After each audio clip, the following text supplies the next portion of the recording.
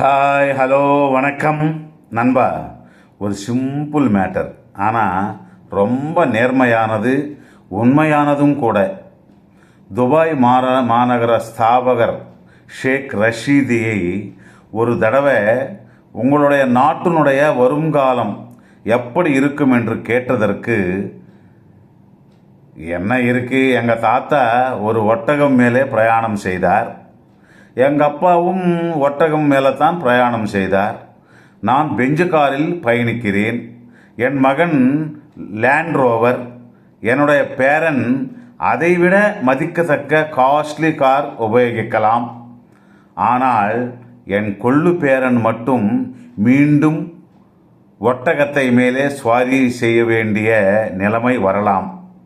அதெப்படி மீண்டுமா என்று கேட்டதற்கு ஷேக் ரஷீத் ரொம்ப அற்புதமான பதிலை சொன்னார். கடினமான காலம் ரொம்ப வலுவான மனிதர்களை படைக்கும். அந்த வலுவான மனிதர்கள் ரொம்ப சுலுவான வாழ்க்கையை தயாரித்து கொள்வார்கள்.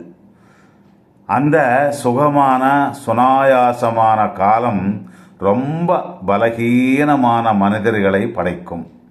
அப்படிப்பட்ட பலகீனமான மனிதர்கள் ரொம்ப கட்டியாக திடமான வாழ்க்கைகளை தயாரித்து கொள்வார்கள். இது ரொம்ப ஆழமான விஷயம். ஹிஸ்டரியில் இதுக்கு சாட்சியங்கள் இருக்கின்றன.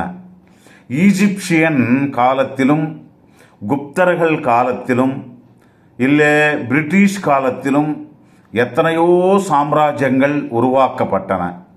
காலகர்ப்பங்களில் விழுந்து காணாமலே போய்விட்டன. அதற்கு காரணம் வெளியில் இருந்து வரும் எதிரிகள் அல்ல, உள்ளுக்குள் இருக்கும் எதிரிகள் தான். நம்முடைய யோசனை விதானங்கள் தான். அது சாம்ராஜ்யமானாலும் சரி, நம்ம வாழ்க்கையாக இருந்தாலும் சரி என்று பதிலளித்தார் ஷேக் ரஷீத் அவர்கள். எவ்வளவு முன்ஜாகிரத்தை! யோசனை பாருங்கள் நண்பா. கேட்டீர்கள் அல்லவா?